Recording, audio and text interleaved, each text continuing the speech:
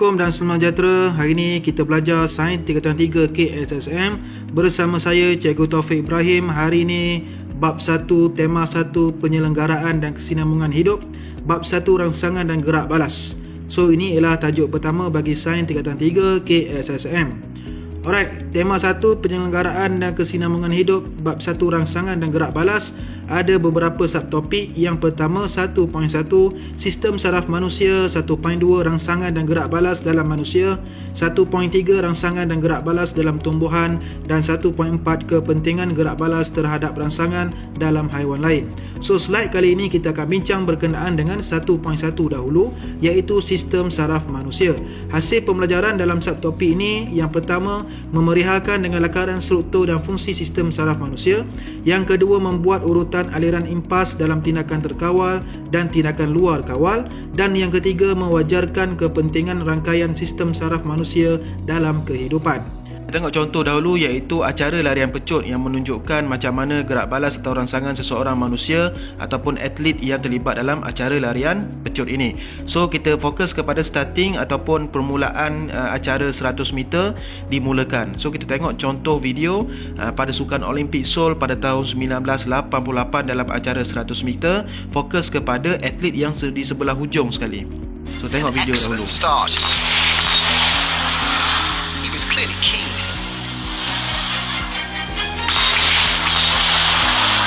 It was Hinkson again. Decathletes are allowed 2 false starts, so he was still in contention. As long as he didn't... No. Despite protesting his innocence, Hinkson... Okey, so tengok daripada video ini, atlet yang ni dia telah melakukan kesalahan 2 kali, iaitu kesalahan yang kita panggil sebagai false start, permulaan yang salah, dan dikira batal. Okey, kejadian ini boleh menyebabkan setiap atlet ini boleh disqualified daripada sebarang acara yang mereka sertai. Jadi macam mana hakim ataupun juri ataupun sistem dapat menentukan masa gerak balas setiap atlet ini? Okey, so kita tengok gambar di bawah ni, di sebelah kiri ni. Pada bahagian belakang setiap atlet, dia ada pembesar suara untuk memberikan arahan, okey, dan di bawah tu merupakan pengukur masa yang digunakan untuk mengukur masa gerak balas setiap atlet. Sebenarnya masa gerak balas setiap atlet ini mestilah lebih daripada 0.1 saat. Kalau kurang daripada 0.1 saat dikira false start. Bermakna atlet ini telah melakukan pergerakan dahulu sebelum acara dimulakan oleh hakim. Okey, sebelum tembakan dilepaskan.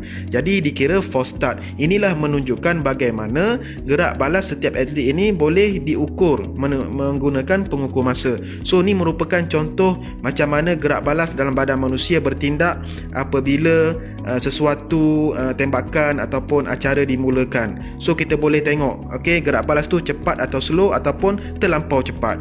Okey, so kita tengok contoh yang lain pula. Seterusnya kita akan pergi kepada contoh yang lain, iaitu sukan badminton pula. Tadi 100 meter, sekarang ni sukan badminton. Okey, gerakan bulu tangkis tu kita andaikan sebagai rangsangan. Sebab itulah orang main badminton, dia kena tengok di mana bulu tangkis datang. Okey, so bulu tangkis tersebut dikesan oleh mata, jadi impas akan dihantar ke otak untuk ditafsirkan. So otak pun akan tafsir impas tadi. Alright. Selepas itu, otak tafsir impas dan menganggar kelajuan bulu tangkis dan menentukan gerakan badan yang diperlukan. So, otak akan beri arahan kepada badan kita untuk melakukan gerak balas. Jadi, otak akan hantar impas ke otak tangan dan kaki untuk bergerak balas. Ini ialah contoh macam mana rangsangan dan gerak balas yang berlaku dalam badan manusia. Alright. Seterusnya, kita akan pergi contoh yang lain pula, iaitu situasi di mana kita jumpa hantu pula. Okey, katakan... sini kita jumpa hantu Kak Limah lah. Okey, hantu Kak Limah tu kita letak sebagai rangsangan. So mata kita akan tengok hantu itu, jadi dikesan oleh mata. Jadi impas akan dihantar ke otak untuk ditafsir. Jadi otak pun tafsir impas tadi dan menentukan gerakan yang perlu. Jadi otak akan hantar impas ke otak kaki untuk berlari. Okey, mana ada orang jumpa hantu nak pergi tegur, nak pergi salam, nak pergi cium kan? Mesti kita nak lari lah kalau jumpa hantu, kalau orang normal ni. Alright, so tu ialah contoh-contoh macam mana rangsangan dan gerak balas dalam badan manusia. So kita akan bincang berkenaan dengan struktur sistem saraf, fungsi sistem saraf, tindakan terkawal dan luar kawal, dan kepentingan sistem saraf. Okey, so kita pergi dahulu kepada struktur sistem saraf. Sistem saraf ialah sistem kawalan dalam koordinasi badan.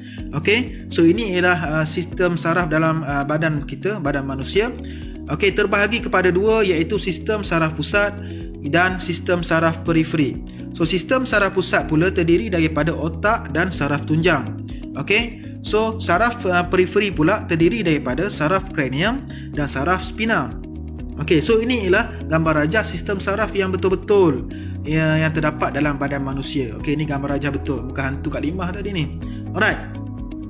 Seterusnya, kita tengok pula sistem saraf pusat. Kita pergi satu persatu. Okey.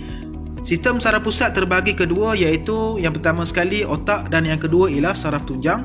Otak akan mengawal segala aktiviti badan kita, menerima dan mentafsir impas, itu ialah tugas otak. Okey, saraf tunjang pula ialah pusat tindakan refleks, iaitu salah satu tindakan luar kawal. Nanti kita bincang. So ni ialah sistem saraf pusat, otak dan saraf tunjang. So di mana kedudukan sistem saraf pusat ni? So otak terletak di dalam tengkorak kita. Okey, di atas di kepala kita ada tengkorak. Dalam tengkorak itulah adanya otak. Okey. So saraf tunjang pula di mana? Ataupun spinal cord ni, kita bahasa Inggeris, dia berada di dalam tulang belakang kita. So itu ialah spinal cord. Okey, itu ialah saraf tunjang, berada di dalam tulang belakang kita. Okey, seterusnya kita pergi pula kepada sistem saraf periferi. Sistem saraf periferi terbahagi kepada dua, iaitu saraf kranium dan saraf spina. Okey, saraf kranium mempunyai 12 pasang saraf yang menghubungkan otak dengan organ deria dan organ dalaman. Manakala saraf spina pula mempunyai 31 pasang saraf yang menghubungkan saraf tunjang dengan otot rangka. Okey, so ni ialah contoh saraf kranium. Okey, daripada otak dia pergi ke organ deria dan pergi kepada organ dalaman. Okey, saraf spina pula menghubungkan saraf tunjang dengan otot rangka. Okey. Alright. Seterusnya, kita pergi pula kepada fungsi sistem saraf. Apa fungsinya? Fungsinya mengawal dan mengkoordinasi organ dan bahagian badan. Okey, yang pertama sekali untuk mengesan rangsangan, yang kedua menghantar maklumat dalam bentuk impas, yang ketiga mentafsir impas, dan yang keempat menghasilkan gerak balas yang sesuai. Okey. Alright. So kita tengok contoh rangsangan dan gerak balas. Okey, contoh yang pertama, kita bawa motor dengan laju dan di depan kita tu jalan clear. Jadi rangsangan itu ialah jalan clear di hadapan dan dikesan oleh mata. Jadi impas akan dihantar ke otak untuk ditafsirkan. Jadi otak pun akan tafsir impas tadi dan membuat anggaran kelajuan motosikal tersebut. Jadi gerak balas akan dihasilkan dengan tangan akan melajukan motosikal dengan kelajuan maksimum. Jadi kita nampak dah jalan clear kat depan, kita pun bawa lajulah sikit, cepat sampai. Alright. So antara turutan impas tu, mula-mula sekali mata akan mengesan rangsangan, iaitu jalan clear di hadapan. Selepas tu impas itu akan dihantar ke otak untuk ditafsirkan. Bila otak dah tafsir, jadi otak pun akan hantar impas pergi ke otot. Okey, sama dalam contoh ni tangan lah. Tangan akan pulas handle tu, lagi lajulah motor tu akan bergerak.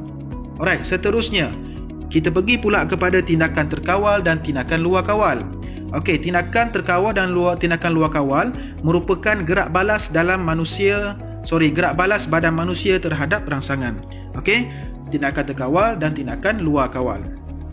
Okey, ni ada beberapa contoh tindakan terkawal dan tindakan luar kawal: membaca buku, tersentuh objek panas, dan peristalsis di esofagus. Okey, ini ialah tiga-tiga contoh tindakan terkawal dan tindakan luar kawal. Kita nak bezakan yang mana satu tindakan terkawal, yang mana satu tindakan luar kawal. Jom kita tengok.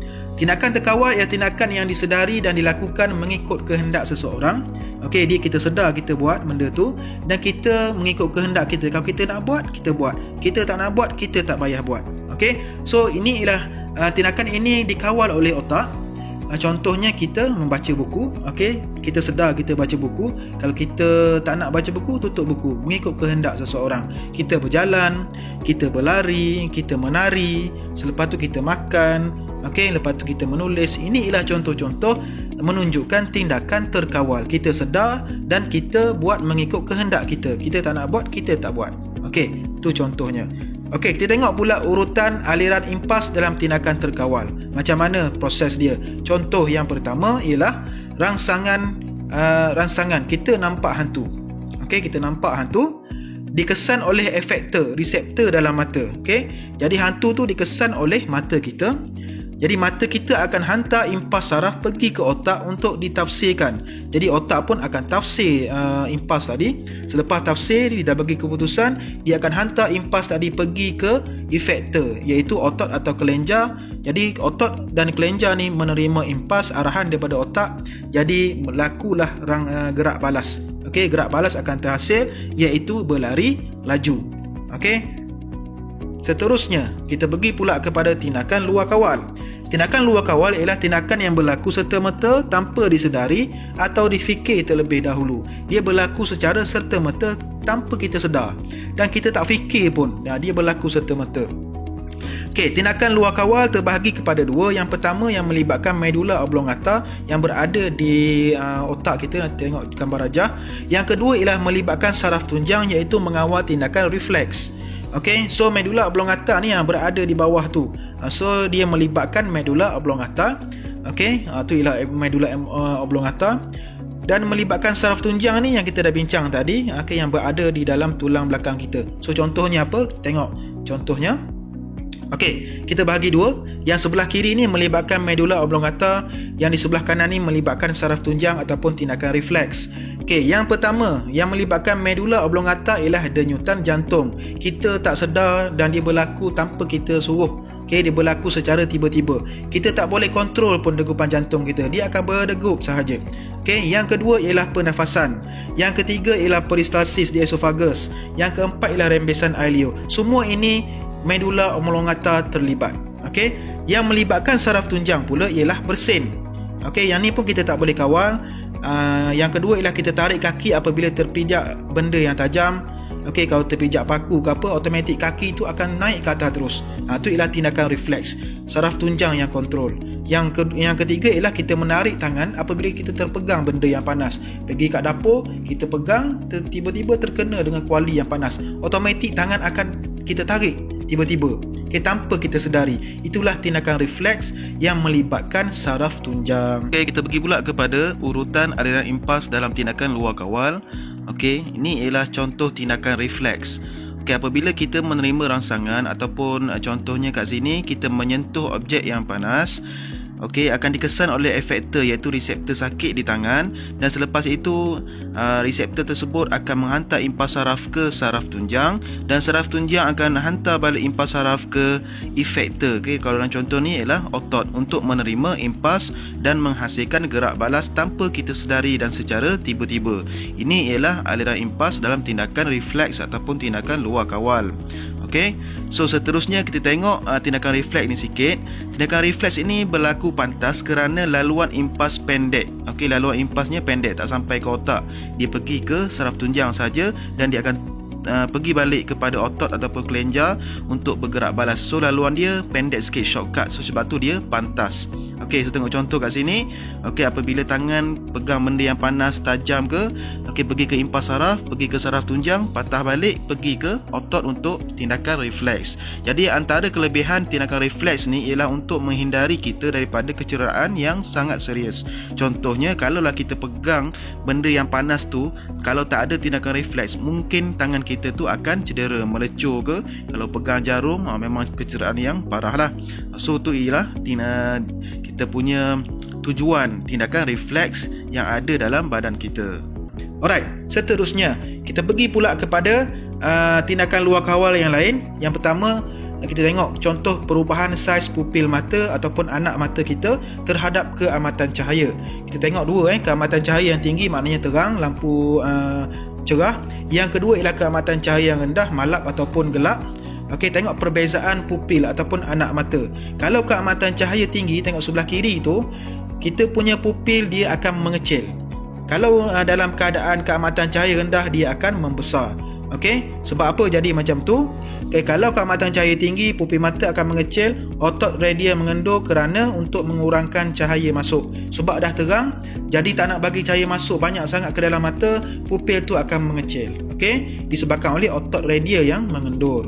Okey, kalau kita dalam keadaan cahaya rendah pula ataupun malap, pupil mata kita akan membesar sebab otot radial tu mengecut. Jadi dia membenarkan lebih banyak cahaya masuk supaya kita dapat tengok dengan lebih jelas lagi dalam keadaan gelap. gelap. Sebab kita nampak kat dunia sekarang ni kerana cahaya dapat masuk ke dalam mata kita.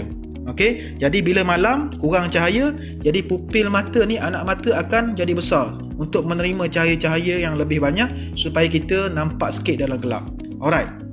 Itu ialah perubahan pupil ataupun perubahan anak mata. So dalam buku teks bincang juga berkenaan dengan pupil pada mata haiwan yang berbeza. Menurut seorang saintis, bentuk pupil mata memberi gambaran di mana kedudukan haiwan dalam rantaian makanan. Kebiasaannya pupil mata mendatar ialah haiwan herbivore ataupun yang menjadi mangsa.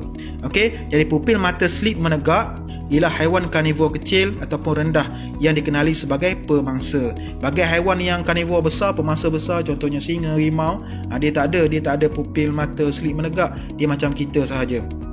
Okey, tengok pupil mata mendatar, contohnya kambing dan sotong. Pupil mata slit menegak ni ialah haiwan karnivor kecil seperti buaya ataupun ular. Okey, apa fungsi dia? Okey, kalau untuk pupil mata mendatar ni, dia mempunyai pandangan panorama yang luas. Okay, dia nampak keluasan tu sangat luas, so dia sentiasa berjaga-jaga daripada ancaman pemangsa sebab dia ni mangsa. Okay, contoh kambing, dia mesti kena berjaga-jaga daripada serangan-serangan harimau lah. Okay, dari segi serangan singa lah, serangan kita pun pemangsa juga sebab kita makan kambing. Alright, seterusnya ialah untuk pupil mata slit menegak ni, karnivor kecil dan rendah ni, kelebihannya boleh menganggar jarak mangsa supaya dia boleh menganggar jarak untuk menerkam mangsa tersebut. Jadi inilah kelebihan pupil mata slit menegak ni untuk pemangsa. Okey, jadi kepentingan rangkaian sistem saraf manusia dalam kehidupan seharian. Yang pertama, sistem saraf berfungsi mengawal dan mengkoordinasi organ dan bahagian badan supaya dapat menjalankan proses dalam badan seperti pernafasan dan aktiviti harian yang lain.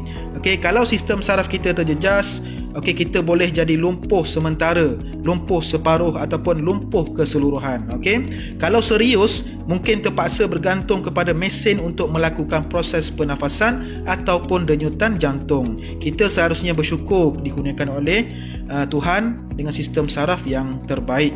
Jadi ini ialah ventilator unit yang kita panggil sebagai mesin bantuan alat pernafasan. Okey, kalau sistem saraf kita terjejas serius, inilah alatnya untuk tolong kita punya sistem saraf tu berfungsi balik. Jadi sementara sihat, sementara okey ni, kita bersyukurlah. Okey, jadi setakat tu saja. Boleh cuba jawab soalan yang saya sediakan di bawah ini.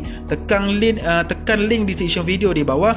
Okey, ada soalan-soalan di situ, dan jangan lupa untuk subscribe, sebarkan kepada kawan-kawan supaya bermanfaat untuk semua. Jadi pembelajaran seterusnya kita masuk kepada 1.2, rangsangan dan gerak balas dalam manusia bahagian 1, sebab 1.2 ni panjang sikit, kita pecah-pecahkan. Jadi kita jumpa lagi. Assalamualaikum dan selamat sejahtera.